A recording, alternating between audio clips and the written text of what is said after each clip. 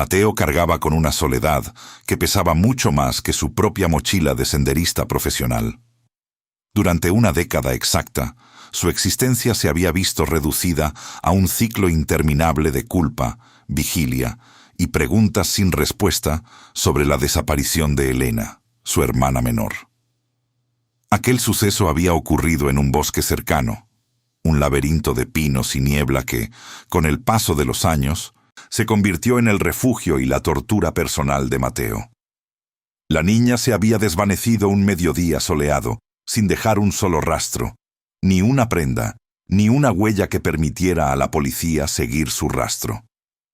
Mateo solía adentrarse en las zonas más agrestes y prohibidas de esa arboleda, buscando quizás una señal que el tiempo no hubiera tenido la crueldad de borrar. Esa mañana de otoño, mientras escalaba una ladera rocosa que pocos senderistas se atrevían a transitar por su peligrosidad, sus dedos rozaron algo metálico y frío bajo una capa de tierra húmeda y hojas en descomposición. Al desenterrarlo con cuidado, descubrió una cámara digital de modelo antiguo, pero su estado era todo menos normal. La carcasa del dispositivo estaba parcialmente fundida, con el plástico deformado por un calor interno e inexplicable que parecía haber brotado desde las entrañas del aparato, dándole una apariencia grotesca, casi como si hubiera sido masticada por una entidad ígnea. A pesar del estado ruinoso y físicamente imposible del objeto, un impulso irracional y eléctrico obligó a Mateo a llevarla a su hogar.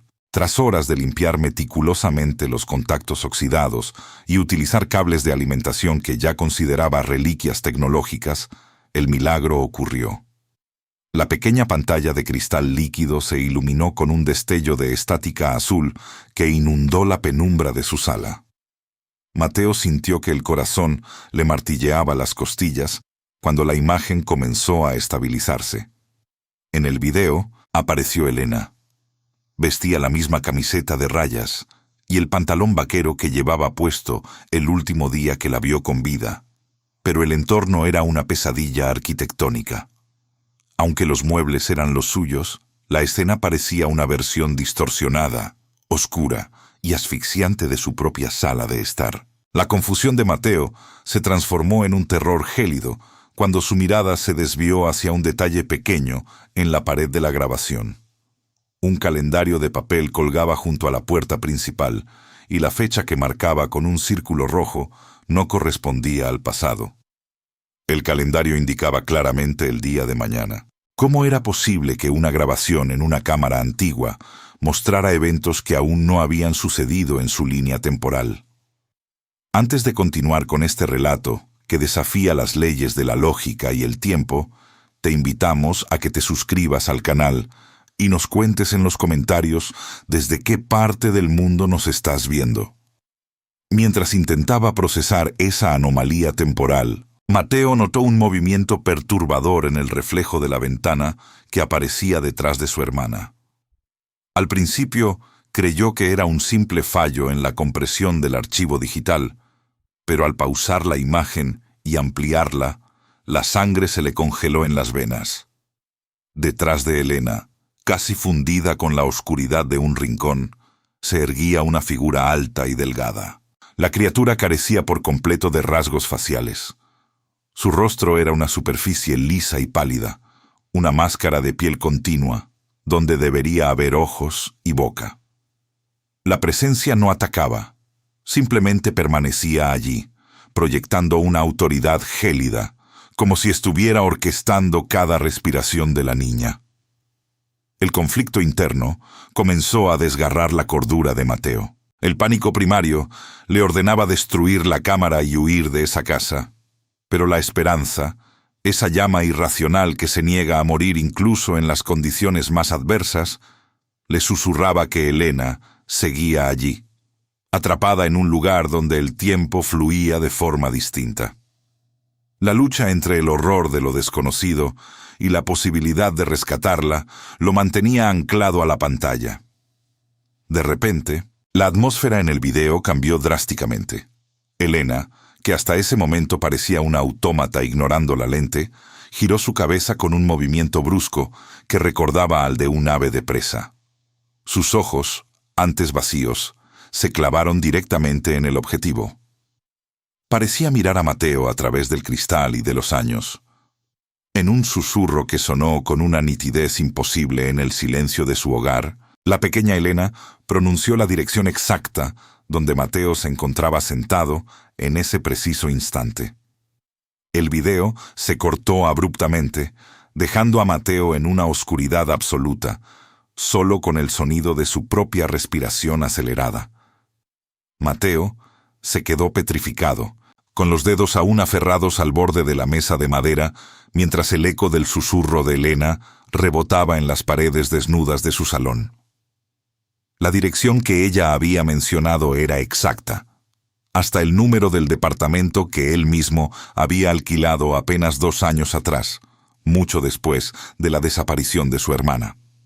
La obsesión, un fuego frío que ya conocía bien, lo impulsó a sumergirse en la grabación con una minuciosidad casi quirúrgica. Pasó horas analizando cada cuadro, cada pequeño píxel, buscando una lógica que se le escapaba entre los dedos. Fue entonces cuando notó la primera anomalía física que desafiaba cualquier explicación científica. Las sombras proyectadas por los muebles en el video no seguían la trayectoria de la luz que entraba por la ventana. Se retorcían de forma independiente, moviéndose en dirección contraria a la fuente de iluminación, como si pertenecieran a un sol negro que solo brillaba en esa otra dimensión distorsionada y cruel. Desesperado por encontrar respuestas, Mateo recordó las cajas polvorientas que su padre había dejado en el ático antes de morir, aquellas que siempre le prohibieron tocar bajo amenazas de castigos severos. Subió las escaleras con el corazón desbocado y tras revolver entre recuerdos olvidados y montañas de polvo, encontró un fajo de diarios de cuero ajado. Su padre, un ex físico renombrado que trabajaba en proyectos secretos, nunca había hablado mucho sobre su trabajo, pero las páginas revelaron una verdad espantosa. En sus anotaciones, describía proyectos de desplazamiento de materia y la creación de puentes entre planos de realidad paralelos. Mateo leyó con un horror creciente cómo su padre necesitaba un ancla biológica pura para poder estabilizar los portales. Elena no se había perdido por un accidente del destino. Había sido el sujeto de prueba de un experimento de grabación dimensional que salió horriblemente mal, orquestado por el propio hombre en quien más confiaban. La traición del pasado comenzó a materializarse en el presente de una manera física y grotesca. Mientras Mateo devoraba el diario, la casa entera empezó a reaccionar a su descubrimiento.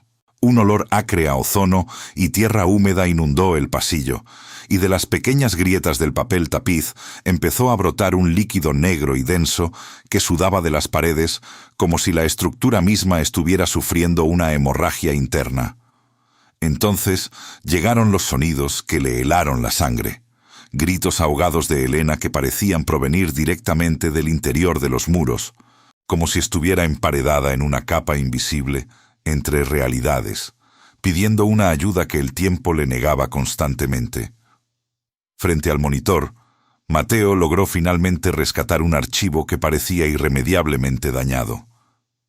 En este segundo video, la cámara estaba fija en el sótano de su antigua casa familiar. Allí, su padre no estaba solo en la penumbra.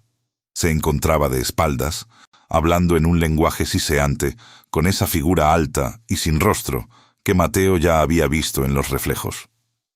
El trato era evidente. El físico estaba negociando la vida de sus hijos a cambio de un conocimiento prohibido, una sabiduría arcana que no pertenecía a este universo conocido. La tensión en la habitación se volvió física, una presión en los oídos que advertía un cambio inminente en la materia. Mateo sintió un escalofrío punzante y al mirar el espejo del pasillo vio la silueta de la entidad sin rostro manifestándose físicamente en el umbral de su puerta. La criatura solo se movía cuando él parpadeaba. Cada vez que sus párpados se cerraban por un segundo, la figura avanzaba un paso hacia él, ganando terreno con una velocidad antinatural y silenciosa. En un acto de desesperación, Mateo volvió a mirar la pantalla de la cámara para buscar una salida, pero lo que vio lo dejó sin aliento. El indicador de tiempo no mostraba una fecha pasada ni una duración total. Los segundos corrían en sincronía perfecta con el segundero de su propio reloj. Mateo comprendió el horror. La cámara no estaba reproduciendo un archivo de hace 10 años, sino que era una transmisión en vivo de una dimensión que estaba colapsando violentamente sobre la suya en este preciso instante. El aire en el pasillo se volvió tan denso que Mateo sentía como si caminara bajo el agua, una presión insoportable que amenazaba con reventarle los tímpanos. Con la cámara digital vibrando violentamente entre sus manos, comprendió que no podía huir más de la verdad. El sótano, aquel santuario de secretos prohibidos que su padre había custodiado con celo fanático, lo llamaba con la fuerza gravitatoria de un agujero negro. Cada vez que Mateo parpadeaba, la figura sin rostro ganaba terreno, avanzando con una elegancia macabra y silenciosa, emanando una tristeza infinita mezclada con un hambre voraz por la existencia. Bajó los escalones de madera, que crujían bajo su peso como huesos viejos, mientras las paredes a su alrededor comenzaban a transpirar aquel líquido negro que parecía tener conciencia propia. Al llegar al epicentro del experimento original, Mateo descubrió que el lugar ya no obedecía a las leyes de la lógica. A través de la pantalla de la cámara, que actuaba como una lente hacia lo imposible, vio la verdadera forma del espacio fracturado. El sótano estaba dividido en astillas de realidad, y allí, en el centro de un torbellino de energía estática, estaba Elena. No era un recuerdo. Era ella, atrapada en un bucle temporal eterno, condenada a revivir el segundo exacto de su desaparición una y otra vez. Mateo sintió un dolor desgarrador que le recorrió el alma. Elena estiraba su mano hacia una versión más joven de Mateo que ya no estaba allí, repitiendo un grito de auxilio perdido en el vacío entre dimensiones. Intentó cruzar el umbral, pero la entidad sin rostro se interpuso bruscamente. La criatura se alzó sobre él, pero Mateo no retrocedió. Al mirar directamente a ese rostro liso, a través de la lente digital, la revelación lo golpeó con una violencia devastadora. La entidad no era un demonio externo, era él mismo. Era una versión futura y corrompida de Mateo, un hombre consumido por décadas de obsesión y remordimiento, deformado por viajes fallidos a través del tiempo. Aquella figura era el resultado de una vida dedicada a mirar a través de una lente, un prisionero de su propia nostalgia, convertido involuntariamente en el carcelero de su hermana. Para romper el ciclo y salvar a Elena, Mateo comprendió que debía borrar su propia huella en la realidad. La maquinaria que su padre había construido era el ancla que mantenía estable la anomalía. Con manos temblorosas, Mateo comenzó a destrozar los circuitos principales utilizando la propia cámara como martillo y escudo. Sabía que destruir el núcleo desde dentro de la dimensión colapsada significaba que él nunca regresaría. Si lograba anular el experimento en su origen, su propia existencia se desvanecería, pues el hombre que conocía la verdad dejaría de tener un punto de partida en esa línea temporal. En un estallido de luz blanca que consumió el sótano, el tiempo se detuvo por un instante infinito. Mateo vio por última vez el rostro de Elena, libre de angustia. Ella le sonrió, reconociendo el sacrificio en sus ojos justo antes de que el mundo se plegara en un silencio absoluto. La realidad se estabilizó con un sonido similar al de un cristal rompiéndose. Lejos de allí, en el bosque donde todo comenzó, una niña apareció de la nada bajo la luz de la mañana. Elena estaba sana y salva, con el vago recuerdo de haber sido rescatada por una luz cálida y familiar que la sacó de la pesadilla. Cuando las autoridades investigaron la casa, se encontraron con un escenario desconcertante. La residencia estaba en perfecto orden, sin rastros de experimentos ni líquido negro. No había diarios ni maquinaria secreta. No quedaba rastro alguno de un hombre llamado Mateo en los registros civiles ni en las fotografías familiares. Era como si su hermano mayor nunca hubiera existido. Una anomalía borrada por su propio acto de redención final. Años más tarde, Elena, ahora una mujer adulta, regresó al mismo bosque para intentar llenar el vacío que sentía en su memoria. Mientras caminaba entre los árboles antiguos, algo brillante entre las raíces captó su atención. Era una cámara moderna, de un diseño que parecía pertenecer al futuro. Al encenderla, la pantalla mostró a un Mateo envejecido, con los ojos llenos de una tristeza profunda y una urgencia aterradora. Él gritaba desde una profundidad tecnológica inexplicable, una advertencia que nadie podía entender, sugiriendo que el ciclo no se había cerrado para siempre, sino que simplemente esperaba a que alguien más volviera a mirar a través de la lente equivocada.